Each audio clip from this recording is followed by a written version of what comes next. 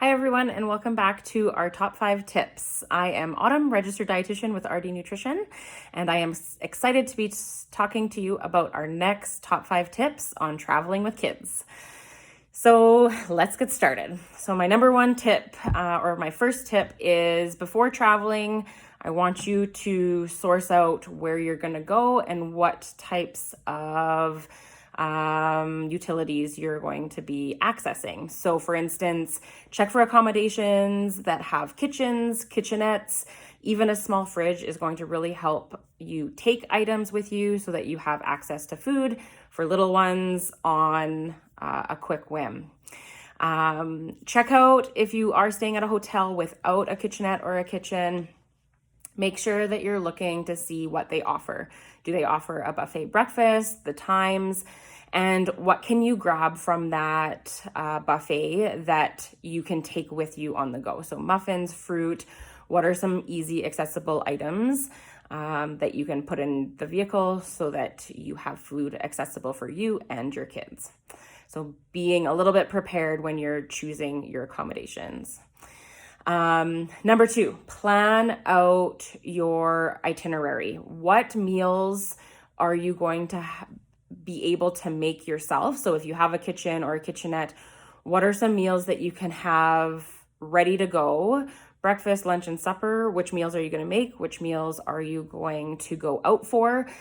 Because of course, we're still going to want to enjoy some restaurant time or not have anything as planned. So make sure that you're setting that out. Not only will this be good for money savings because you're going to have things planned out, it's going to save you a lot of time and guessing when you guys are out and about, which is going to make sure that our kids aren't just hangry and you're trying to get to the nearest restaurant or grocery store or corner store so that you can feed them. This also will really help with creating your grocery list for the trip. Instead of guessing what you need or planning too many foods that don't really go together, and then you have to go to the grocery store once you get to your destination anyways, make sure that it's planned out. Decide 2 or 3 things that you're going to have for breakfast for the week, some on-the-go lunches, maybe some quick, easy things to come back to in your kitchen or condo. And then what are some quick and easy things that you can make for supper, and making sure that it kind of flows together. Which leads me to the next one, number 3. When you are packing your foods, I want you to bring foods that are dual purpose. So for instance, if you can have a wrap for a lunch on the go or at your condo in the kitchen, you could also use those wraps for making quesadillas later on, so that you're not doubling up recipes and having to bring all your different grain products, from bread to buns to rice to pasta, just a little bit too much. So make sure that you're planning out to double up your ingredients when you're gone. Number 4, bring some pre-made items. So from like an ease perspective, having some fruit trays, veggie trays on site for when you get back from an outing. This will really help with kids, making sure that you can just throw a few things in front of them so that it calms their stomach, and that either you can make something or you can whip something up for supper.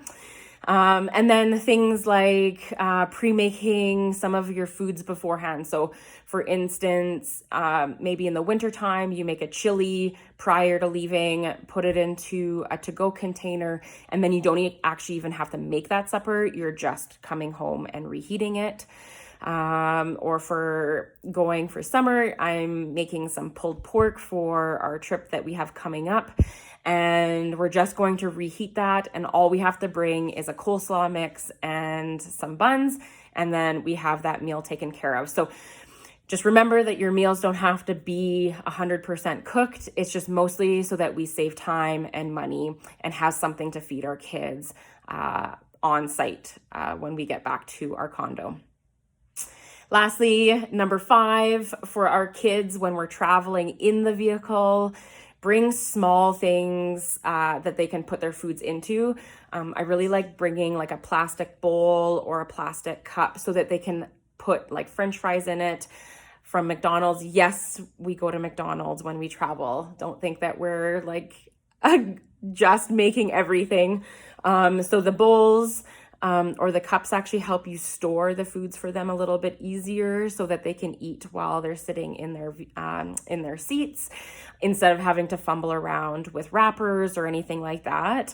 It really helps in the vehicle. And just a bonus tip, just don't forget to bring your water bottles on the trip. This is really easy, lots of water fountains around, but also being able to minimize plastic use and needing to run to the store just for those plastic water bottles. So make sure that you're planning everything out so that you are ready to go.